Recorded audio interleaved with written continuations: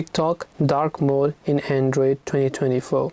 So you know that iPhone users actually have the dark mode on their TikTok application, right? And if you're also wondering how you can get it on Android, so let us look. So you can simply open up the TikTok application here, and once you launch a TikTok app, this is the kind of interface that you will see. When you come to the profile icon from the bottom right, and then you can tap on the three lines option from the top right, then you can simply go to settings and privacy.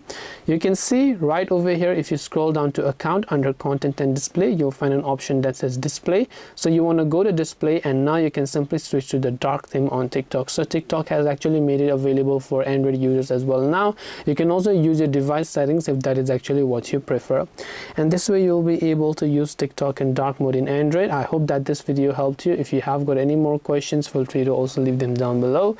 Thank you for watching till the very end of this tutorial, and as always, see you soon in the next video.